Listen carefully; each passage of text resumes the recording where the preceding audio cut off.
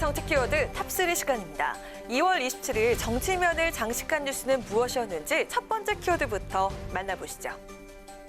당원과 일반 시민 대상 여론조사로 이뤄진 민주당 경선 1차 결과, 다선 중진 의원들이 대거 탈락하면서 이목이 집중됐는데요.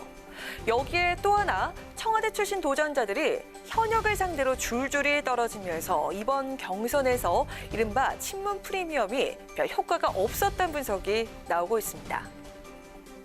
더불어민주당의 4.15 총선 경선에서 문재인, 청와대 경력을 앞세운 후보들의 탈락이 이어졌습니다.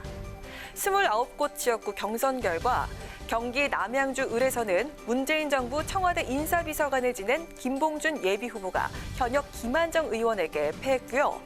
서울 은평 을에서는 문재인 정부 청와대 자치발전 비서관을 지낸 김우영 예비후보가 현역인 강병원 의원에게, 또 경기 부천 원미 을에서는 청와대 행정관을 지낸 서원성 예비후보가 관록의 4선 30의원에게 무릎을 꿇었습니다. 그나마 서울 성북갑에서 구청장 출신이자 문재인 정부 청와대 민정비서관을 지낸 김영배 예비후보가 현역인 유승희 의원을 제치고 후보로 선출됐지만 나머지 텃밭에선 청와대 출신 인사들의 현역의 아성을 깨지 못했는데요.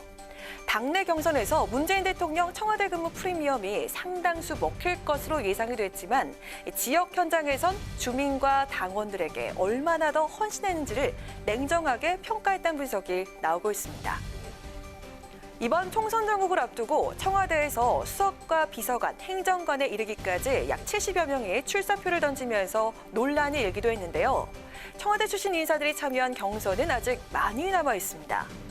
단순히 현직 대통령을 앞세운 마케팅만으로 후보를 고르지 않은 권리당원과 지역구민들의 선택, 다른 지역에선 어떨까요? 이어서 오늘의 두 번째 정치 키워드입니다.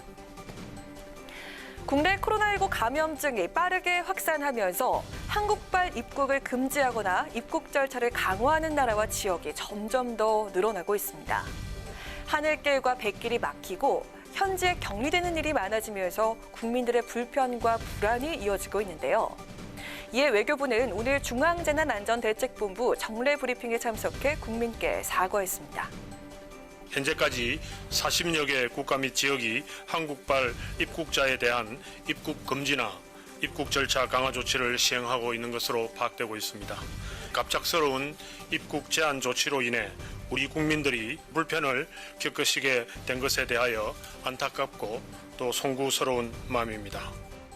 외교부에 따르면 오늘 오전 기준으로 총 21개 국가와 지역이 한국인을 포함해 한국을 방문하거나 경유한 모든 외국인의 입국을 금지한다고 밝혔습니다. 또 한국인과 한국발 입국자에 대한 입국 절차를 강화하거나 자가격리를 요구하는 국가도 21곳으로 집계됐는데요. 여기엔 중국도 처음으로 공식 통계에 포함됐습니다. 중국은 현재 산둥성과 랴오닝성, 지린성 등 5개 지역에서 한국발 입국자에 대해 14일간 호텔 격리나 자가 격리를 하고 있지만 외교부는 그동안 중국 정부의 공식 발표가 없다는 이유로 중국을 입국 제한국에 포함하지 않아 논란이 되기도 했습니다. 오늘 트럼프 대통령이 기자회견에 나선 미국의 경우는 아직 적절한 때가 아니다라며 한국에 대한 입국 제한을 보류했지만 여행 권고는 3단계로 상향하면서 한국 여행 재고를 당부한 상황인데요. 코로나19 확산세가 진정되지 않으면 한국발 입국자를 거부하는 나라는 더 확대될 거라는 우려와 전망이 나오고 있습니다. 네, 외교부는 나라별로 변동성이 있는 만큼 출국 계획이 있으신 분들은 외교부 해외 안전여행 홈페이지를 통해서 구체적인 조치 사항을 먼저 확인할 것을 당부했습니다.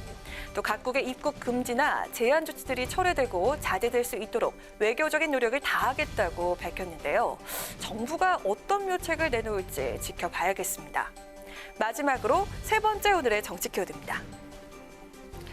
네, 오늘 중앙선거관리위원회가 2019년도 지난해 국회의원 후원금 모금 내역을 공개를 했죠. 지난해는 3년 만에 전국 단위 선거가 없었던 해였기 때문에 의원들의 전체 후원금 규모도 감소한 것으로 집계됐는데요. 총 후원금이 354억 원을 기록해서 지난 2018년보다 약 28%가량 줄어든 것으로 나타났습니다.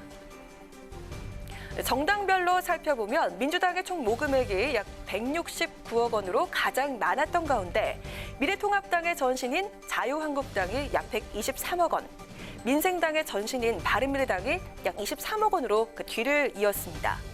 정당별 1인 평균 모금액은 약 1억 5천만 원을 기록한 정의당이 1위를 차지했는데요. 여당인 민주당은 1억 3천, 제1야당이었던 자유한국당은 1억 1천만 원대를 기록했습니다. 의원별로는 한국당 백승주 의원이 약 1억 7천만 원을 기록해 가장 많은 후원금을 기록을 했고요. 무소속 의원주 의원과 한국당 박명재 의원이 그 뒤를 이었습니다. 반대로 후원금이 0원으로 최하위를 기록한 의원은 민주당의 서영수 의원인데요. 서 의원은 일찌감치 4.15 총선 불출마를 선언하면서 후원금 모금 활동을 하지 않은 것으로 전해졌습니다. 네, 국회의원 후원금 총액뿐만 아니라 의원분 평균 모금액도 1억 2천여만 원으로 지난해 2018년 평균보다 약 4천만 원 정도 줄어든 것으로 나타났는데요. 그래도 후원금 상하위 20명 명단을 보면은 여야 의원들이 고루 분포가 돼 있어서 여당 쏠림 현상은 줄어든 것으로 풀이되고 있습니다. 이상으로 오늘의 정치 키워드 탑3였습니다.